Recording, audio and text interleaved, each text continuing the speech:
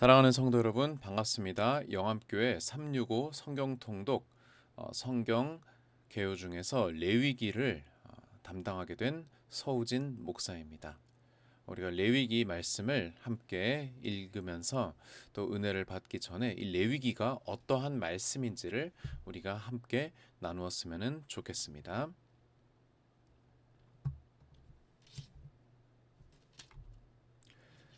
레위기에서 한 구절을 제가 뽑는다고 한다면은 저는 레위기 19장 2절 말씀을 뽑아 보고자 합니다. 한번 다 같이 읽어 볼까요? 너희는 거룩하라. 이는 나 여호와 너희 하나님이 거룩함이니라. 라고 하는 이 말씀입니다. 왜 제가 이 말씀을 뽑았는지는 뒤에 다시 설명을 드리도록 하겠고요. 이 레위기라는 책이 어떠한 책일까라고 할 때에 사실 우리는 이 레위기에 대해서 많이 오해를 하고는 합니다. 왜냐하면은 우리가 흔히 성경 통독을 한다고 했을 때 가장 어, 난항을 겪게 되는 그 부분이 바로 레위기라든지 아니면 신명기라든지 아니면 출애굽기의 후반부 같은 그러한 율법에 대한 이야기, 제사에 대한 이야기가 많이 나오는 그런 부분들에서 우리가 난항을 겪기 때문이죠. 레위기가 특히나 더 그런데 이 레위기는 처음부터 끝까지 전부 다 율법 그리고 제사에 관련된 그런 내용이기 때문에 사실 오늘날을 살아가는 우리에게는 직접적인 그런 관련이 없는 것처럼 느껴지는 그런 본문이 될 수 있습니다. 그러나 그렇지 않다는 것입니다. 레위기는요, 여러분, 사실 우리가 생각하는 것보다 훨씬 더 우리의 실생활과 밀접하게 연관이 되어 있고, 기독교인이 교회를 다니면서 가져야 할 여러 가지 고민들과 그리고 생각해야 할 부분들에 대하여서 많이 짚어주고 있는 그러한 책이라는 것을 여러분이 기억하시기 바랍니다. 그렇기 때문에 이 레위기를 통독하는 여러분의 그 발걸음이 결코 무겁지 않았으면 좋겠습니다. 가볍게 그러나 그 내용을 충분히 우리가 곱씹으면서 이 레위기를 함께 보았으면 좋겠습니다. 여러분 레위기는 어떤 책일까요? 레위기는 이스라엘인들이 예배를 드릴 때 지켜야 하는 규칙과 규례들을 기록한 책입니다. 그 안에 이제 제물의 종류, 그리고 그 제물들을 드리는 방법, 제사장의 특권과 의무 등등 여러 가지 내용들이 담겨져 있는 것이죠. 이 레위기 안에는 이스라엘 백성이 움직이거나 아니면 어떤 사건을 일으키거나 하는 그런 이야기가 전혀 나오지 않습니다. 좀 전에 말씀드린 것처럼 처음부터 끝까지 전부 다 규칙과 규례들, 율법들에 대한 이야기입니다. 이 레위기는 특별히 시내산에서 머물렀던 모세가 머물렀던 이제 그 9달 동안 하나님이 모세를 통하여서 이스라엘 백성에게 전하고자 하신 그 말씀이 그 안에 담겨져 있는 것입니다. 그렇기 때문에 사실 레위기는 그 레위기 자체로만 우리가 볼 것이 아니라 엄밀하게 말하자면 출애굽기의 후반부와 그대로 이어지는 그런 내용으로 우리가 이해할 수 있을 것입니다. 먼저 모세가 출애굽기의 후반부에서 십계명을 받고 그리고 성막을 만드는 방법 그리고 제사장의 옷을 만드는 방법 여러 가지를 하나님께로부터 배운 후 다시 금송아지 사건으로 인하여서 잠깐 또 에피소드가 있었다가 그러다 다시 올라가서 하나님께 율법을 또다시 받고 또다시 내려가서 실제로 성막을 짓는 그러한 과정이 출애굽기의 후반부에 있었다고 한다면은 그러면은 이제 성막이 완성된 이후 그 성막에서 어떻게 예배를 드릴 것인지에 대해서 하나님께서 모세를 어디에서 회막에서 불러서 말씀하시는 그 내용이 이제 레위기에 기록되어 있는 것입니다. 그러면서 이 레위기에는 레위기에서 하나님께서 이 모든 율법을 전부 다 말씀하시고 우리에게 가르쳐 주시는 특히 모세에게 가르쳐 주시는 그 이유가 나타나는데요. 그 이유는 바로 무엇이냐? 하나님의 거룩 그리고 인간의 부정함 때문입니다. 여러분 이것이 무슨 말인지 한번 계속 살펴보도록 하겠습니다. 레위기를 이해하기 위한 기본 도식이 있습니다. 여러분 이 도식을 이해하시면은 레위기의 절반 정도는 여러분이 이해를 하시게 될 거예요. 여러분, 구약의 이스라엘 사람들은 모든 사물의 상태를 크게 두 가지로 보았습니다. 하나는 무엇이냐면은 거룩함입니다. 여러분, 거룩은 무엇입니까? 구별되었다는 뜻이죠. 무엇으로부터? 이 세상으로부터, 악한 것으로부터, 부정한 것들로부터 구별되었다는 것입니다. 그리고 거룩함은 온전함입니다. 완벽함입니다. 그렇기 때문에 이 거룩은요, 사실 인간에게 쓰는 표현이 아니에요.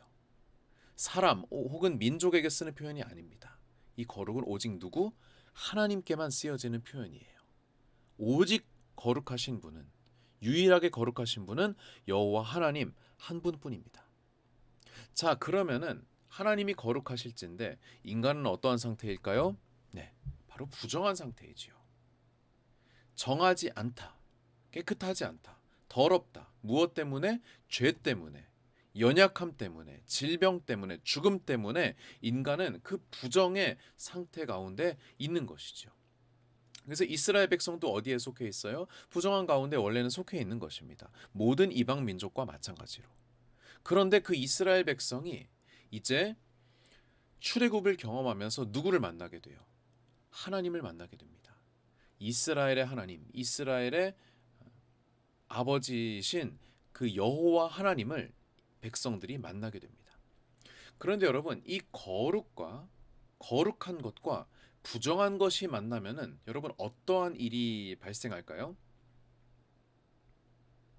거룩한 것이, 여러분 우리가 그냥 깨끗하고 더러운 것이다라고 생각을 한다면은, 깨끗하고 더러운 것이 만나게 되면 어떻게 됩니까? 더러운 것이 깨끗해집니까? 아니요. 깨끗한 것이 더러워지죠. 하지만 거룩은 그 차원이 다릅니다. 완벽한 온전함입니다. 그렇기 때문에 부정이 거룩을 만나면 어떻게 될까요? 그냥 없어져 버려요. 소멸해 버립니다. 죽습니다. 그렇기 때문에 하나님께서는 부정한 인간이 하나님을 만나게 되면은, 하나님의 얼굴을 보게 되면은, 그것이 설사 모세 자신이라 할지라도 반드시 죽게 되리라라고 그렇게 출애굽기에서 경고하신 겁니다. 여러분, 하나님께서 시내 산에 임하실 때 십계명을 받기 직전에 그 말씀 여러분 기억하십니까? 하나님께서 이스라엘 백성에게 3일간 깨끗하게 하라라고, 그렇게 정결하게 하라라고 그렇게 명령하시면서 그 누구도 산에 올라가지 말아라, 산에 오르는 자는 내가 반드시 죽일 것이다 라고 말씀하시는데요. 이것이 하나님께서 자기 영역을 침범당하는 걸 싫어하셔서 그러시는 것이 아니라, 하나님을 만나면은 인간은 좋든 싫든 무조건 죽기 때문에 하나님께서 인간으로 하여금, 백성들로 하여금 억울한 희생을 당하지 않도록, 불필요한 희생을 당하지 않도록 그렇게 경계를 내리신 것이란 말이죠. 그렇기 때문에 거룩한 것과 부정한 것이 만나면 반드시 죽습니다. 그러면 여러분, 예배 어떻게 드려요? 기도 어떻게 드려요? 제사 어떻게 드립니까? 하나님 만나러 가는 자리인데 여러분, 제사장은 어떻게 지성소 안에 들어갑니까? 그렇기 때문에 하나님께서는 이 거룩과 부정 사이에 하나의 중간지대를 놓으십니다. 그것이 바로 정결한 상태입니다. 정결, 즉 부정하지 않고 깨끗하다라는 것이죠.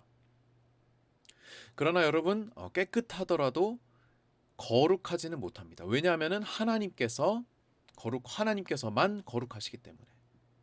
인간은 그 정결함을 얻고 거룩함을 향하여서 나아가는 존재가 되는 것이지, 그리고 그 과정 가운데 있는 것이 정결이지, 인간이 거룩해질 수는 없어요. 인간은 말하자면은 하나님께서 이제 모든 역사를 종식시키실 때, 그때에서야 비로소 거룩함이 무엇인지, 완벽한 거룩함을 이제 경험하게 될 터인데, 그때까지 우리는 이 천국의 모형을 바라보며 살아가는 그런 존재이기 때문에 부정한 우리가 어떻게 해요? 예수 그리스도의 보혈로 정함을 받게 되는 겁니다. 그리고 구약의 백성들도, 이스라엘 백성들도 어떻게 해요? 부정한 상태에 있었으나 짐승의 피로써, 그 속죄의 피로 정결케 되는 것입니다. 정결케 된 백성은 누구에게? 하나님께 비로소 나아갈 수 있는 존재가 되는 것이에요. 정결해짐으로써 그들은 하나님을 만날 수 있게 되고 하나님께 예배할 수 있게 되고 하나님의 백성으로서 당당하게 살아갈 수 있게 되는 것입니다. 그렇기 때문에 여러분 이 기본 도식을 기억해 두십시오. 레위기에 여러분 거룩, 정결, 부정, 정하게 되었다, 부정하게 되었다라고 하는 표현이 엄청나게 많이 등장합니다. 그때마다 여러분이 부정하다는 것은 이런 것, 정결한 것은 이런 것, 정결해졌 정한 것이 부정해졌다가 부정한 것이 정해졌다가 하고 하는 그러한 절차들도 존재하는데 그것은 무엇을 의미하는지 그것을 여러분이 계속해서 이 레위기를 보시면서 어, 확인하시기 바랍니다. 계속해서 보겠습니다. 이 레위기에는 수없이 많은 그러한 사실 수없이 많지는 않죠. 몇 가지의 그러한 율법 조항들이 있는데 우리가 이 율법들을 글자 그대로 지키지는 못합니다. 왜냐하면은 수천 년 전에 그러한 율법이기 때문에 오늘날 우리는 그거를 지킬 수가 없어요. 이 율법은 이스라엘 백성에게 그 당시 역사적인 또 정치적인 또 지리적인 상황 가운데 있었던 이스라엘 백성의 특수한 상황 가운데에서 지켜졌던 율법이기 때문에 우리가 오늘날 대한민국에서 이거를 다 지킬 수는 없습니다. 뭐 대표적인 것이 이제 음식을 먹는 문제라든가 아니면은 정결에 대한 그런 문제라든가 나병에 대한 문제라든가 지금 한센병이라고 부르죠. 그러한 것들은 오늘날 우리가 글자 그대로 지킬 수가 없어요. 그렇기 때문에 이 새 언약 백성인 기독교인들에게 신약의 이 하나님 백성에게는 이 율법들이 문자적으로 적용되지는 않습니다만 그러나 하나님의 거룩에 관한 기본적인 주장과 자신의 백성은 거룩해야 한다는 하나님의 요구는 여전히 유효하다는 것을 여러분 기억하시기 바랍니다. 그렇기 때문에 이 레위기를 읽으면서 하나님께서 우리로 하여금 거룩하기를 원하시는구나.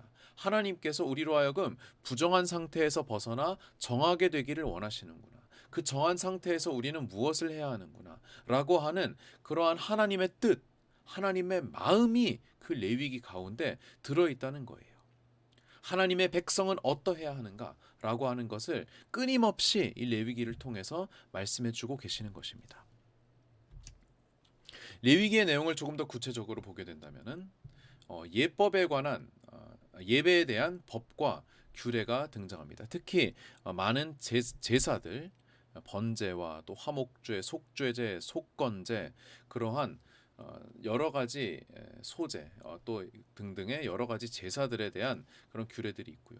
그리고 제물에 관한 구체적인 지시들이 있습니다. 소는 어떻게 드리고 양은 어떻게 염소는 어떻게 드리라는 것. 그리고 또 성소와 절기에 관한 규칙들, 안식일, 안식월, 안식년, 희년 이러한 여러 가지 규칙들에 대한 이야기들이 나오고요. 그리고 예배에 대한 것뿐 아니라 예배 이외에도 공정에 대한 것, 정직에 대한 것, 또 과부나 나그네, 고아를 위시한 약자들을 보호하기 위한 율법이 이 레위기에도 또 계속해서 등장하게 됩니다. 그 절정에 있는 것이 이제 레위기 19장에 있는 그 내용들일 터인데 이 19장에는 어떻게 보면은 구약에서 가장 중요한 말씀 중에 몇 가지가 그 가운데 담겨져 있는 것을 여러분이 통독하시면서 이제 알아가시게 될 겁니다. 이 레위기의 주제를 크게 세 가지로 나눌 수 있겠습니다.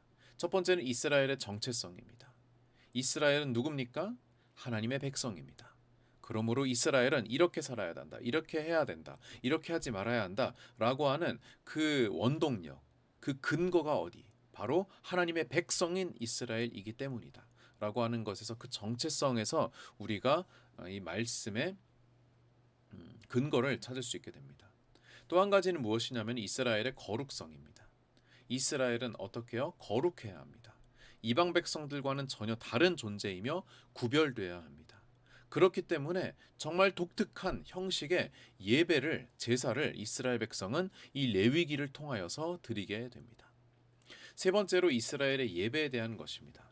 하나님의 거룩성을 범한 자가 짐승을 희생으로 드림으로 대신할 수 있다는 그 믿음에 대한 이야기지요.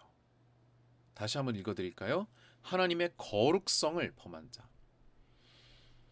하나님의 거룩성을 범함으로써 부정한 존재가 된 그 자가, 그 죄인이 원래는 스스로 목숨을 내놓음으로써 그 벌을 받아야 했지만 자기가 받는 대신에 누가 짐승이 자식이 스스로를 희생함으로써 대신 피를 흘리고 대속함으로써 자신은 구원을 받게 된다는 그러한 믿음이 이 레위기 가운데 들어있게 됩니다.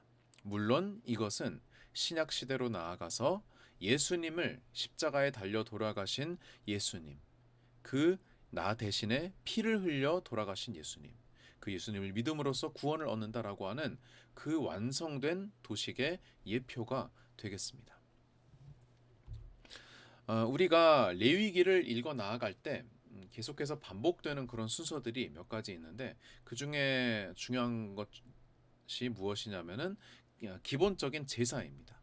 그리고 이 기본적인 제사의 순서를 제가 몇 가지 단계로 설명드림으로써 이 레위기의 개관을 마무리하려고 하는데요. 왜냐하면은 이 제사를 지금 왜 말씀드리는 것이냐 하면은요. 이 제사의 순서와 이 제사 속에 담겨져 있는 하나님의 뜻과 하나님께서 보여주시는 상징이 바로 레위기의 전체 관통하는 주제가 되고 나아가서 이것이 신약으로까지 연결되어지기 때문입니다. 한번 볼까요? 먼저 무엇이냐면은 흠없는 제물을 회막으로 가져옵니다. 흠없는 제물이어야 합니다. 그리고 회막으로 주인이 직접 가져와야 합니다. 여러분 회막은 온 이스라엘에 딱 한 개밖에 없습니다. 그런데 그 하나밖에 없는 회막으로 제물을 특히 집에서 기른 짐승을 가져와야 합니다. 흠없는 제물이어야 해요. 만약에 흠이 있는 것이 회막 앞에서 발견되었다면 아무리 오랜 시간을 걸려서 회막으로 왔다 하더라도 다시 집으로 돌아가서 새로운 제물로 바꿔야 합니다. 그렇기 때문에 여러분 주인은 집에서 정말로 내가 애지중지해서 길렀던 그 제물을 그 짐승을 가져오게 되겠지요. 그 당시에 뭐 대량의 그런 목축업을 했던 시절이 아니었죠. 집에서 기껏 해봐야 한두 마리, 많으면은 뭐 10마리 정도의 그런 가축들을 키웠던 그러한 시대가 아니었겠습니까? 그렇기 때문에 뭐 한 마리 한 마리 얼굴만 봐도 다 알 법한 그러한 주인과 가축 간의 관계가 형성이 되어 있겠죠. 그런데 가장 소중한 가축을 하나님 앞에 제물로 내어드려야 합니다. 왜요? 나의 죄 때문에. 계속해서 보겠습니다. 두 번째로 이제 그 제물을 회막으로 가져오게 되면은요. 누가요? 제물을 가져온 당사자가 즉 제사를 드리러 온 사람이 제물에게 안수를 합니다. 안수를 한다는 것은 무슨 의미입니까? 너와 나는 같다라고 하는 그런 의미입니다. 이제 내가 양에게 안수를 했다고 한다면은 그 양과 나는 같다라고 하는 그런 의미가 되고요. 특별히 어떠한 의미를 더합니까? 나의 죄가 너에게 전가되었다. 나의 죄가 너에게 넘어갔다. 그 양에게 넘어갔다. 본래 죄는 나에게 있었고 양은 죄가 없었지요. 그러나 이제 나의 죄가 그 양에게 넘어가게 된 것입니다. 그리고 나는 죄 없는 존재가 된 것입니다. 원래는 죄가 있었는데. 자, 그 안수가 끝나고 나면은요. 세 번째 도축이 일어납니다. 당사자가 직접 그 제물을 도축을 합니다. 제사장이 하는 것이라고 우리가 생각할 수 있지만 제사장이 하는 것이 아니라 제사장이 옆에서 돕는 역할을 했겠죠. 그러나 직접 죽이고 하는 것은 사실 뒤에 나오는 4번, 5번, 6번을 전부 다 당사자가 직접 합니다. 4번 가죽을 벗기고 5번 각을 뜨고 각을 뜬다는 건 뭐예요? 이제 팔다리를 그 근육 부위를 이제 분리한다는 뜻이죠. 그리고 불에 태우는 것까지 누가요? 당사자가 직접 하는 것입니다. 자, 안수를 하고 나서 우리 집에서 길렀던 그 어린 양을 내가 내 손으로 죽여야 합니다. 여러분 제가 여기다가 손은 한 번의 칼질로 절대 죽이지 못한다라고 그렇게 써놓았는데 여러분 그쪽 업계에서 경험이 있으신 분들은 단번에 이게 무슨 말인지 아실 것입니다. 여러분 오늘날에도 소 한 마리를 죽이려면 어떻게 합니까? 총알로 죽입니다, 여러분. 총알로 정확하게 미간을 이렇게 쏨으로써 기계 안에 들어가게 해서 그렇게 도살을 합니다. 그렇게 자동화된 그런 시스템이 아니라 하더라도 정말로 숙련된 이들이 정말 날카로운 그런 칼이나 도끼 같은 것으로 급소에 한 방에 그렇게 침으로써 짐승을 죽음에 이르게 하는데요. 여러분 도살을 하고요, 가죽을 벗기고 각을 뜨게 되면은 여러분 이것은 전문적으로 훈련을 받은 이가 아니고서는 한 번에 절대로 못합니다. 그 짐승이 어떻게 되겠어요? 난리를 피우겠죠. 그리고 피가 여기저기 사방 다 튀기겠죠. 가죽을 벗기고 각을 뜨고 여러분 집에서 우리가 조그만 고기 덩어리를 썰 때도 여러분 이거 결코 쉬운 일이 아닌데요. 그 가운데 뼈 같은 것이 있으면은 여러분 실제로 그 광야에서 잘 들지도 않는 칼을 가지고 짐승을 자른다는 것이 얼마나 여러분 많은 피 흘림을, 말이 좋아서 피 흘림이지 피비린내 나는 그러한 제사가 아니겠습니까? 구약의 제사, 여러분 레위기의 제사가 사실은 그러한 것이라는 거예요. 피가 유혈이 낭자한 그러한 제사가 레위기의 제사입니다. 그렇기 때문에 여러분이 이 레위기의 말씀을 읽으실 때는요, 그 안에서 뭐를 읽어냈으면 좋을까 생각을 해보니 여러분 피를 여러분이 떠올렸으면 좋겠습니다. 도축할지니 도살할지니 각을 뜨고 가죽을 벗기고 여러분 그런 모든 과정은 피 흘림을 동반한 일들이라는 것이죠. 그리고 이 레위기에 어떻게 보면 굉장히 원초적이고 원시적인 그리고 잔인하기까지 한 그 제사의 방식은요, 어떻게 신약의 예수님의 십자가로 그대로 이어지게 됩니다. 여러분이 그 십자가로까지 이어지는 그 상징과 그 비유를 이 레위기에서 읽어내시면 더욱더 좋을 것 같습니다. 그렇기 때문에 이제 이 레위기는 바로 하나님의 거룩함을 향하여 나아갑니다. 너희는 거룩하라, 이는 나 여호와 너희 하나님이 거룩함이니라 라고 하는 하나님의 거룩함까지 나아가기까지, 그러한 과정 가운데 나아가는 우리 모든 성도님들 되시기를 바라며, 이 통독을 통하여서, 레위기 통독을 통하여서 정말 예수님의 피 흘림의 그 은혜를 누리는 저와 여러분 되기를 간절히 바랍니다. 이것으로 강의를 마치도록 하겠습니다.